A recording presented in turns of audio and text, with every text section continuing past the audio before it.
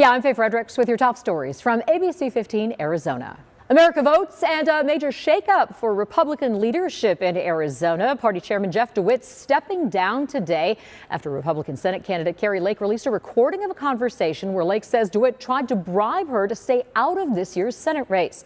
In a statement, DeWitt calling the recording selectively edited and says he received an ultimatum from Lake's team: resign today or face the release of a new, more damaging recording.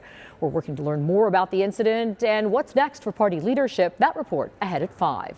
A young mother's life lost after a suspected drunk, wrong-way driver hit her car with her 7-year-old daughter in it as well.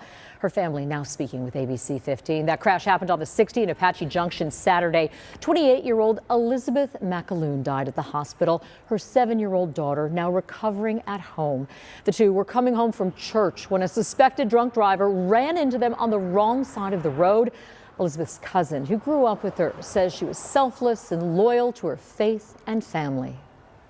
She loved her kids more than any mom I've ever seen in my life. She was like obsessed with them, loved them so much, and was the best mother ever. Ahead at 5, ABC15 sitting down with Elizabeth's husband, Nick, about this crushing loss and the outpouring of support from the community. $15 million in taxpayer money was allocated to a community assistance program for the Phoenix Fire Department back in 2021, all designed to take a load off of police and firefighters. But more than 2 years later, the program is still under 60% of its ideal staffing numbers. Out of 130 positions available, only 74 are filled. The program is still hiring, hoping to more than double the 4 behavioral health units they currently have available. The teams provide resources to victims of house fires and go on calls involving people with substance abuse or mental health concerns, averaging more than 100 calls each month. The hope is that as staffing increases, even more calls can be diverted to community assistance teams and save fire and police resources. Ultimately, the goal is get the right resource at the right time to the individuals. And so having this alternative response model allows us to be able to respond to people appropriately. The program was expanded in 2021, but it's actually been around since 1995, using volunteers and interns. There is no cargo more precious than a child. The Operation Safe Roads team spending time this week with injury prevention specialists at Phoenix Children's.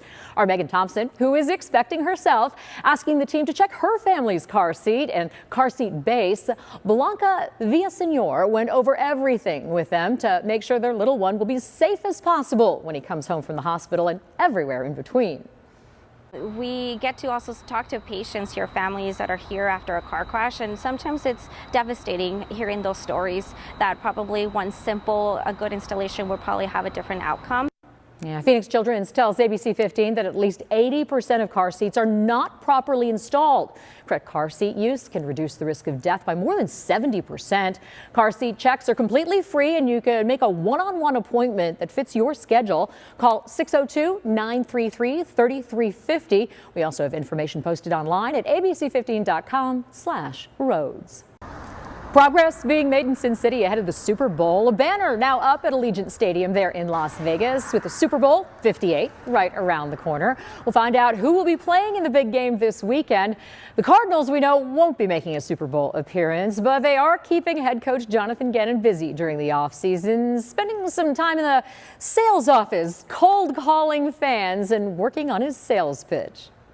Melissa, this is Jonathan Gannon, head football coach of the Arizona Cardinals. And thank you for your support. We appreciate it. We really do. But get in on those season tickets, because if you commit right now, my name goes up on a board, and I really like my name to go up on the board right now.